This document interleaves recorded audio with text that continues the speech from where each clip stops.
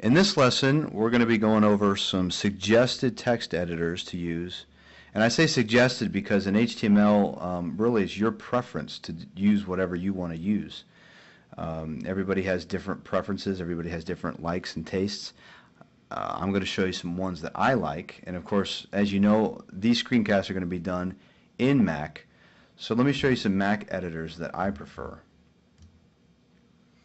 The first one I want to show you here is TextMate. This is my favorite, actually. Has a lot of features, which we'll be going over in the next lesson, by the way. It's a great application. It's fairly cheap. Has a lot of power to it. It allows you to do a lot of things very quickly. And again, like I mentioned before, in the goals of the course, the main goal of the course is to get you proficient in writing HTML comfortably. So that's why we're going to use a text editor here. Yeah, we could use a WYSIWYG, a what you see is what you get editor. Yeah, we could use something that helps you write the tags out very quickly. But for our purposes and for the goal of this course, we're going to use a text editor so you understand better, so you're familiar and not scared of writing HTML when you have to. So the first one is TextMate. You can just go to macromates.com up here. The second one is a really great one called Coda. Has a lot of built-in things like FTP, so you can, right from the comforter of this editor, edit different files, download files, log into an FTP and edit them right there on the server. You can also edit CSS right there.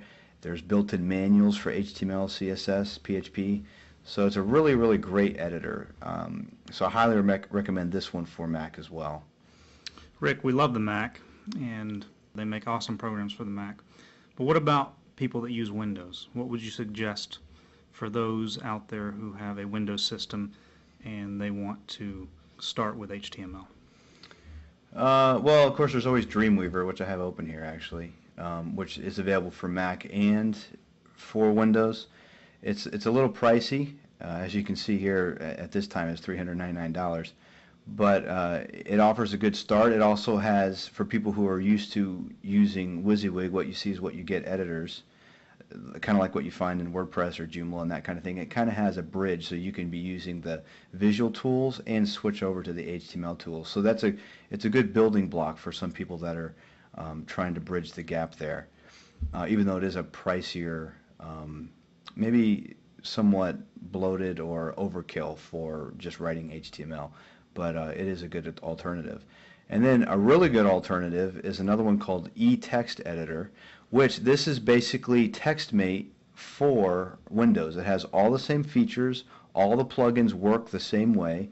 For instance, I built a Joomla plugin for TextMate, and it actually works in eText Editor as well. So as you can see, even in the logo, it says the power of TextMate on Windows.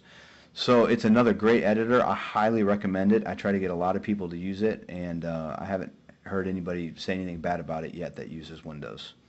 So in the next lesson, we're going to be going over TextMate specifically, just to kind of get you familiar with it. And if you're using Windows, you can use eText Editor.